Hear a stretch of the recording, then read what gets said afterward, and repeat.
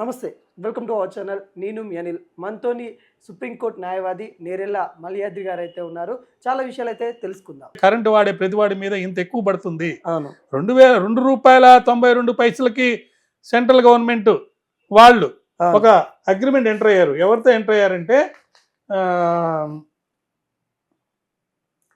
Solar energy corporation of India SECI అనే కేంద్ర ప్రభుత్వ సంస్థ ఎంటర్ అయితే ఒక్కరు కూడా డిమాండ్ పెట్టలా, మాకు కావాలి ఆ అగ్రిమెంట్ ప్రకారం మీరు $2.92 ఇస్తానని. కారణం ఏందో తెలుసా? గుజరాత్లో ₹50 ఇచ్చేవాళ్ళు ప్రైవేట్ వాళ్ళు చాలా మంది ఉన్నారు. గుజరాత్లోనే ₹50 నువ్వు కొంటావా? ₹50 నీ కరెంట్ వస్తుంటే సెంట్రల్ గవర్నమెంట్ సెకీతో ఒక అగ్రిమెంట్ ఎంటర్ అయింది కాబట్టి ₹2.92 కొంటావా? ఎక్కువ. మరి జగన్ గారి దగ్గర ₹5.92 కొంటావా? నీకు జరిగిన నిర్వహణలో రూపంలో జరిగిన నష్టాలు దీని నుంచి ఎందుకు పిలిపించాలి? నువ్వు నిర్వహించలేకపోయావు ఒక సంస్థని, దాంట్లో నష్టం వచ్చింది. ఆ నష్టం ఎవరు భరించాలి? కన్జ్యూమర్ వేస్తావా? కన్జ్యూమర్ ఎందుకు కట్టాలి? కన్జ్యూమర్ ఏమో నష్టాలు భరించాలి. ₹1750 కోట్ల నువ్వు తీసుకొని ఆ కాంట్రాక్ట్ వాళ్ళకి ఇవ్వాలి. అది ఏ రేట్లో? ₹50 దొరికేది ₹5.92 దొరుకుతుందంటే కళ్ళకి కట్టినట్టు ఫ్రాడ్ జరిగినట్టు అక్కడ ఉంటే, ఏదో మీ ఛానల్ లాంటి వాళ్ళు కొన్ని ఛానల్స్ వచ్చి నన్ను అడిగితే నేను చెప్తున్నా కానీ అసలు దీని గురించి మాట్లాడేవాళ్ళు లేరు. కాబట్టి ఖచ్చితంగా పబ్లిక్ ఇంటర్లిగేషన్ పిటిషన్స్ అనేవి పడబోతున్నాయి. దాని ద్వారా అమాయకులైనటువంటి ఆంధ్ర రాష్ట్ర ప్రజలకి తక్కువ ధరలో ₹50 కరెంటు వచ్చే విధంగా పోరాటం జరగబోతుంది. న్యాయస్థానాలు ముందుకు వస్తాయి. ఈ డబ్బుని కక్కిస్తారు. ఆ కక్కిచ్చిన డబ్బుతోటి ఎవరైతే నేరాలు చేశారో వాళ్ళందరికీ శిక్షలు పడాల్సిందే. స్టేట్ ఎక్స్చేంజ్కి లాభం అనేది జరగాలి, నష్టం అనేది జరగకూడదు. అమెరికా దర్యాప్తు సంస్థలు ఖచ్చితంగా వాళ్ళు ఏదైతే అలిగేషన్స్ చేశారో అక్కడ కొంచెం చట్టాలు ఖచ్చితంగా ఉంటాయి కాబట్టి, అందులో డిజిటల్ మీడియాలో ఫోన్ ద్వారా మాట్లాడిన అంశాలు కాబట్టి దాని మీద సైంటిఫిక్ ఎవిడెన్స్ కూడా తప్పకుండా దొరుకుతుందని నేను నమ్ముతున్నాను. ఆ దొరికితే ఆంధ్ర రాష్ట్రంలో ఒకవేళ కనుక ఇప్పుడున్న కూటమి ప్రభుత్వం దీని మీద చర్య తీసుకోకపోతే చరిత్రహీనులు అవుతారు.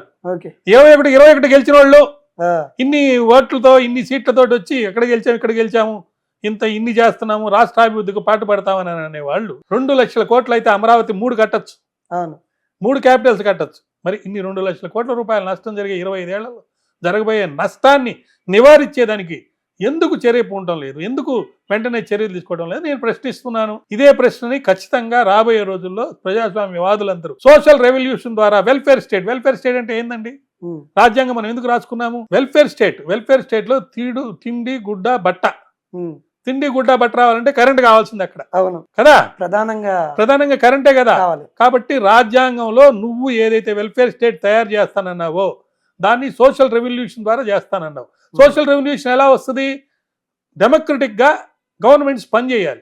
అధికారంలో ఉన్నవాళ్ళు పనిచేయాలి, ప్రతిపక్షంలో ఉన్నవాళ్ళు పనిచేయాలి. వాళ్ళు చేయటంలో వీళ్ళు చేయటంలే కులమత జాతి భేదాలను అడ్డు పెట్టుకొని ఈ యొక్క స్విచ్ ఓవర్ అయిన పార్టీ ఒక పార్టీలో గెలిచి ఇంకో పార్టీలోకి వెళ్ళే చట్టంలో ఉన్న లోపాలని లోచుకుని అడ్డం పెట్టుకొని పార్టీలు మారి ఫిరాయింపులు చేస్తూ వాటి మీద కూడా అనేక లిటిగేషన్స్ పబ్లిక్ ఇంట్రెస్ట్ అన్ని పడ్డాయి. ఒక విధంగా చెప్పాలంటే కొన్ని సందర్భాల్లో ఈవీఎంలు వాడుకొని గెలిచారని కూడా సీరియస్ అలిగేషన్ వస్తుంది.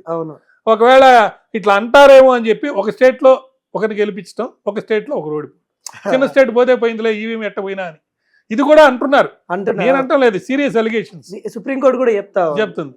మరి ఈ సందర్భాల్లో ఖచ్చితంగా ఒక మానవతా హృదయంతో మంచి వాళ్ళు అయితే మీలో మీరు ఆలోచించుకోండి. అధికారంలో ఉన్నవాళ్ళు, అధికారంలో లేని వాళ్ళు తిన్నదంతా బొక్కసానికి తిన్నదంతా తిన్నారు. ఇవ్వాల్సిన వాళ్ళకి ఇవ్వకుండా టీటీడీ బోర్డుల్లో కానీ లేకపోతే ఇతర వాటిల్లో ధనమే ధ్యేయంగా పెట్టుకొని రాజకీయమే ధ్యేయంగా పెట్టుకొని పదవులు ఇచ్చి ఇబ్బందులు కష్టాలు సామాన్య మానవుడు పడుతూ ఉన్నాడు. చాలా ఇబ్బందులు, ఇటు ప్రకృతి రీత్యా ఇబ్బందులు పడుతున్నాడు, ఇటు ఆరోగ్యం బాగాలేక దానివల్ల ఇబ్బంది పడుతున్నారు. సంక్షేమాన్ని ఖర్చు పెట్టేసి అభివృద్ధికి డబ్బులు ఖర్చు పెట్టినందువల్ల అభివృద్ధి లేక, ఉద్యోగాలు లేక ఆ విధంగా ఖర్చు పెడుతున్నారు. ఇప్పుడు ఆర్టిఫిషియల్ ఇంటెలిజెన్స్ వచ్చేసింది. మనం బ్రహ్మాండంగా చెప్పుకుంటున్నాం 1,00,000 కోట్లు పెట్టి బుల్లెట్ ట్రైన్ రాబోతుందని. బాగానే ఉంది. బుల్లెట్ ట్రైన్లో ఎక్కేవాళ్ళు లేరు. ఎందుకు తైవాన్లో బుల్లెట్ ట్రైన్ ఫెయిల్ అయింది? ఎవరైనా దాని గురించి ఆలోచిస్తున్నారా?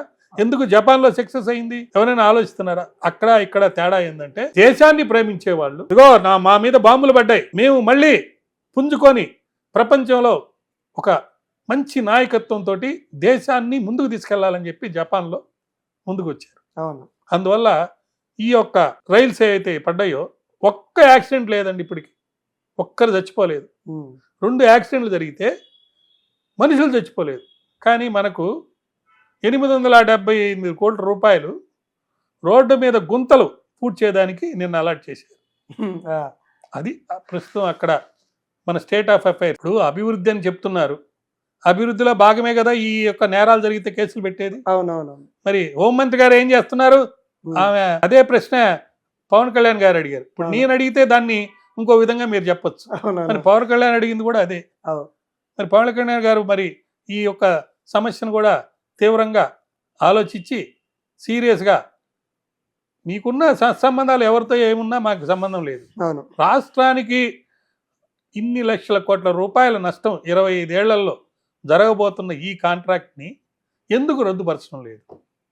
అది రద్దుపరిస్తే ఖచ్చితంగా అరెస్ట్ అవ్వాల్సిన వాళ్ళు మీరు అడిగిన ప్రశ్నకి సమాధానం మీకు వచ్చేసింది. అది రద్దుపరచకపోతే రాజకీయ నాయకుల కుట్రల వల్ల బలయ్యేది ప్రజలు బలైపోతారు, రాష్ట్రం బలైపోతుంది. వీళ్ళు చెప్పే అమరావతి అనేది వస్తుందో లేదో నమ్మకం లేని పరిస్థితి వస్తుంది.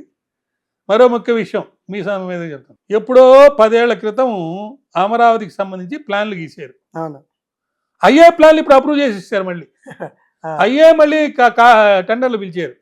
దేనికి టెండర్ పిలిచింది మీరు చెప్పండి? తెలుసా మీకేం జరిగిందో? జగన్ ప్రభుత్వం వచ్చి రద్దు చేస్తే వాళ్ళందరూ కొంతమంది కోర్టుకు వెళ్ళారు. ఆర్బిట్రేషన్ కోర్టుకు వెళ్తే ఇన్ని కోట్ల రూపాయలు నష్టం కట్టించమంటే కట్టారు. చంద్రబాబు ప్రభుత్వం తీసుకున్న నిర్ణయాలని జగన్ ప్రభుత్వం క్యాన్సిల్ చేసినందువల్ల నష్టపరిహారం కట్టారు. ఓకే, నష్టపరిహారం కట్టారు, స్టేట్కి నష్టం జరిగింది, అతని వల్ల నష్టం జరిగింది, లేకపోతే అతని పాలసీ వల్ల నష్టం జరిగింది. ఓకే, అయిపోయింది. 10 ఏళ్ళు అంటే ఇప్పుడు 11 సంవత్సరం, 1 సంవత్సరం కూడా అయిపోయింది. 11 ఇప్పుడు నువ్వు ఇల్లు కట్టుకోదలుచుకుంటావు, ఒక ప్లాన్ గీపించుకుంటావు. 11 ఏళ్ల క్రితం గీపించుకుంటావు, అప్పుడున్న సొగసు లేకపోతే అందము చక్కెర అన్ని పెట్టి. అదే టెక్నాలజీ ఇప్పుడు పెడతారట, అదే ప్లాన్స్ ఇప్పుడు గీస్తారట. అది గీసేది కూడా లేదు, దాన్ని అప్రూవ్ చేసేసి సెంటర్కి ఒక లెటర్ రాశారు. ఏమని? సింగపూర్ కన్సార్టియం వాళ్ళు మీరు అనుమతి ఇవ్వండి, వాళ్ళని తీసుకొస్తాము, వాళ్ళు ఛార్జ్ చేపిస్తాం. పాత వాళ్ళకి ఎందుకు ఇవ్వాలండి కాంట్రాక్ట్? మీ మీద అలిగేషన్స్ ఉన్నాయి, మీరు కమిషన్ నేను అంటం లేదు. మీకేమైనా మీ దగ్గర ఆధారాలు ఉన్నాయో నాకు తెలియదు. నేను ప్రశ్న వేస్తున్నా. బాబు, 11 ఏళ్ల క్రితం మీరు ఏదైతే ప్లాన్లు గీసుకున్నారు, మంత్రి గారు మీకే ఇది సూట్ అయిన ప్రశ్న, అదే ప్లాన్లు మీ ఇల్లు అయితే అదే ప్లాన్లతోటి ముందుకెళ్తారా? అదే ప్లాన్లతోటి అమరావతి కట్టిస్తారా? అదే ప్లాన్లు తీసుకొచ్చి అదే టెండర్లను పిలిచి గతంలో ఎవరికి మీరు ఇచ్చారు వాళ్ళకే మళ్ళీ వచ్చేటట్టు చేస్తారా? లేకపోతే వేరే వాళ్ళకి ఇస్తారా? లేకపోతే ఇప్పుడున్న సమర్థత, దేశం మారింది, చట్టాలు మారినాయి, మరి ప్రపంచంలో టెక్నాలజికల్గా డెవలప్ అయిన అనేక సంస్థలు వచ్చినాయి. ఆ సంస్థలందరూ ఎందుకు పార్టిసిపేట్ చేయకూడదు? వాళ్ళలో కాంపిటెంట్, అందులో మీ ముఖ్యమంత్రి గారు ఎక్స్పర్ట్స్కి, స్కిల్ ఉన్న వాళ్ళకి సపోర్ట్ చేసే వ్యక్తి. స్కిల్ దాంట్లోనే ఆయన 370 కోట్లు తిన్నారని చెప్పి ఆయన మీద అలిగేషన్. తినలేదని ఆయన అంటున్నారు. మరి ఇక్కడ కూడా తినని స్కిల్లో డబ్బులు తినని వాళ్ళకి ఇవ్వండి సంస్థలకి. మా వినతి ఒక సామాన్య పౌరుడిగా.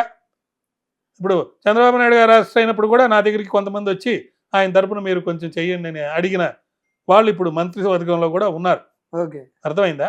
అయితే నేనేం చెప్తున్నానంటే, నాలాంటి వాళ్ళకి కులమత జాతి ధన భేదాల కంటే రాష్ట్ర శ్రేయస్సు, రాష్ట్ర అభివృద్ధి, రాష్ట్ర సంక్షేమం, అభివృద్ధిలో భాగంగా మీరు ఏం చేయాలండి? పట్టణ ప్రాంతాల్లో మౌలిక సదుపాయాలు కల్పించేదానికి చర్యలు తీసుకోండి. లా అండ్ ఆర్డర్ని బాగా చూడండి, కోస్టల్ ఏరియాని డెవలప్ చేయండి. మేము ఆనందిస్తాం, మీకు మీ పక్కన ఉంటాం, మీకు సపోర్ట్ చేస్తాం. సెంటర్ కానీ స్టేట్ కానీ ఎక్కడైనా. ఇప్పుడున్న పరిస్థితుల్లో దిగులేస్తుంది, బాధేస్తుంది. ఇటు కాంట్రాక్టుల్లో డబ్బులు తింటుంటారు, సంక్షేమ పథకాల్లో డబ్బులు తింటుంటారు. ఈ డబ్బులన్నీ తిని తిని తిని వాటి ద్వారా ప్రజలందరూ కష్టాలకు బాగోబడితే మళ్ళా జరగబోయేది ఏంటండి? మరో ప్రభుత్వం వస్తుంది. ప్రజలు విజ్ఞత కలిగిన వాడు, ప్రజలు అన్నీ గమనిస్తుంటారు. ఇప్పుడు మీకు ఎదురు చెప్పలేకపోయి ఉండొచ్చు, కానీ ఓటు హక్కుని వాళ్ళు వాడుకునేటప్పుడు ఖచ్చితంగా వాళ్ళు చేయాల్సింది వాళ్ళు చేస్తారు. వరదలు ఇబ్బంది, ఉమ్, కరెంట్ ఇబ్బంది, ఉద్యోగాలు ఇబ్బంది. ఏమండి ఉమ్, ఎన్ని సూపర్ 6 అన్నారు. సూపర్ 6కి డబ్బు ఖర్చు పెడితే ఉమ్. ఎంతమంది అమ్మాయిలు కనపడకుండా వెళ్ళిపోయారు. చాలా మంది. వాళ్ళల్లో కొంతమందిని పట్టుకున్నారు. ఉమ్, దాన్ని నేను అప్రిషియేట్ చేస్తున్నాను. పవన్ గారు, మిమ్మల్ని నేను అడుగుతున్నా, మీరు ఇచ్చినటువంటి హామీ ఏమైంది? ఉమ్, దానికి సంబంధించి మీరు హోంమంత్రి గారిని ప్రశ్నించారు, బాగానే ఉంది. ఉమ్, మరి తదనంతరం కొంత రాజీ పడిపోయి ఇద్దరు కలిసి ఇప్పుడు ఏదో చేయబోతున్నట్టుగా చెప్తున్నారు. ఉమ్. మరి ఏ పథకాలు, ఏ పోలీస్ ఆఫీసర్ను మీరు అపాయింట్ చేశారు? దీనికోసం ప్రత్యేకంగా ఏం చేపట్టారు? నెంబర్ 1. నెంబర్ 2, డ్రోన్లు ఇంట్రడ్యూస్ చేసి ఈరోజు కూడా 4 ఎకరాల ప్రాంతంలో గంజాయిని పట్టారు. అవునవును. మరి కాకినాడ దగ్గర, వైజాగ్ దగ్గర ఒక పడవలో పట్టుకున్నారే, ఉమ్, అప్పుడు అలిగేషన్ ఏమొచ్చింది? వీళ్ళ బంధువులు వాళ్ళ బంధువులు అని వచ్చింది. ఉమ్, కాదని అందరూ వాదించారు. ఆ బంధువులందరూ ఏమైపోయారు? ఆ కేసులు ఏమైపోయినాయి? సిబిఐకి ఇవ్వమంటే అప్పుడు ఇవ్వలేదు. మీరు డిమాండ్ చేశారు కదా సిబిఐకి ఇవ్వమని, ఇప్పుడు ఎందుకు సిబిఐకి ఇవ్వడం లేదు? ఏంటి అక్కడ సమస్య ఏంటి? రాష్ట్రాన్ని మందు అంటే ఈ మందు కాదండి, మన తాగే మందు కాదు, అది వేరే మందు, నాక్రోటిక్ డ్రగ్స్, డ్రగ్స్. తర్వాత బంగ్యాకు ఒక వ్యాపారంగా